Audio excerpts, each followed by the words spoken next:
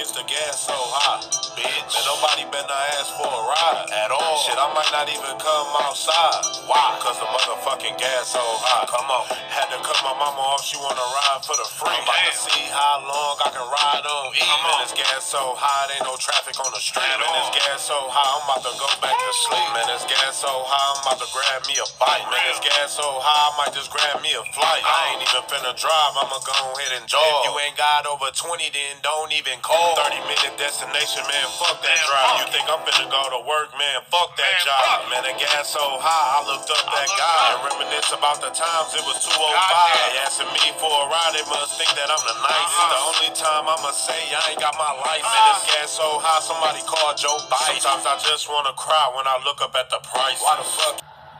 You know, they're pumping a little bit at a time. Let's take a look at the prices over here. They're pretty much right on state average of $3.59 for regular, $3.89 for silver, and for your premium, it's at $4.29. But not only is this just like impacting your average person going to work, it's also impacting truckers. And with that, it also impacts the cost of goods that go to you, the consumer. While the conflict in Ukraine is thousands of miles away, it's having an impact on many here in Metro Detroit.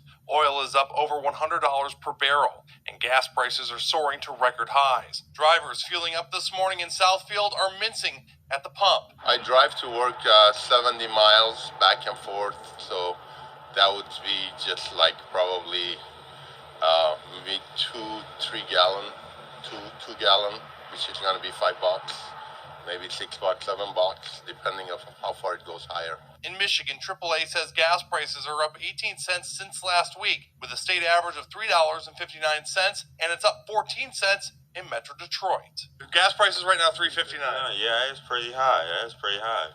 I need to go back down, definitely, because we work in Livonia, so have definitely went up $5 more we put in the morning. But food prices like wheat are also jumping to their highest levels that we haven't seen in nearly a decade. Russia and Ukraine make up over a quarter of global wheat exports. Russia and Ukraine combined are major exporters of foodstuffs, including wheat, corn, sunflower oil. That goes into everything from pasta, bread, and then a whole host of other foodstuffs. Prices will continue to climb, according to experts, with summer right around the corner. They say it will take a while for things to get better. Refineries will be going under maintenance and will be going between the winter and summer blends, which could send prices closer to $4 per gallon. And one driver earlier that was filling up here is filling up a Jeep Grand Cherokee. He put 22.5 gallons in that tank, a full tank.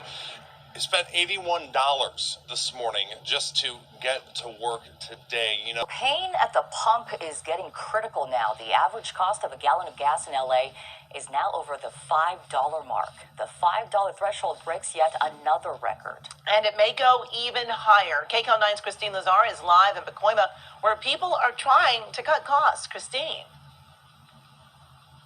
Well, Amy, one way to cut those costs is to shop around for cheaper gas. And Costco is usually a good option. You can see a lot of people think that. The line's stretching all the way out onto the road there here in Pacoima. The cost of a gallon of regular right now here at this Costco is $4.53. That is well below the average cost, which is now $5.01. At the Nissan dealership in Glendale, they have just one all-electric car left on the lot, and it's already spoken for. And it's a used one. She came in specifically for a new one, but we don't have it on our lot. Kate Solo is the new owner of this Nissan Leaf. She had a Prius, but wanted to go all-electric for the environment, and so she can drive on by these sky-high prices. It's like you're scrambling to find them.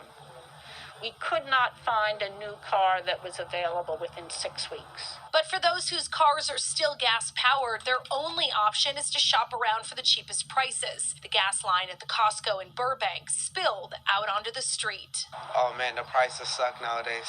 This driver says gas prices are stretching his monthly budget to the limit. He only put in $20 worth because he can't afford to fill up. I don't know. When's it going to go back to normal?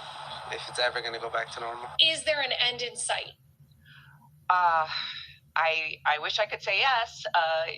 It's really hard to know. It's such an unstable situation right now. So we're all talking about it, right? Gas prices on the rise, and the spike hit us here in Las Vegas seemingly overnight. Now, we know the price of fuel affects our entire economy, and if you're a rideshare or delivery driver, your livelihood really depends on what you're going to be paying at the pump. Now, Sasha Loftus joining us live tonight with more on this issue. Sasha. Brian and Denise, this gas station here in the Central Valley has gas at $4.73 a gallon. Now, that's really startling to see for all of us. But those who drive for a living, this kind of change for them is devastating. A feeling of just shock and disbelief, oh my gosh. Robert Davison shares the frustration and uncertainty he's feeling after seeing a major gas price hike here in Southern Nevada. Oh, I've never seen them this high ever, let alone driving Uber and Lyft. He's a full-time rideshare driver and says the steep rise in fuel rates has really hurt his bottom line. You can do the math, you're definitely losing a chunk of your income.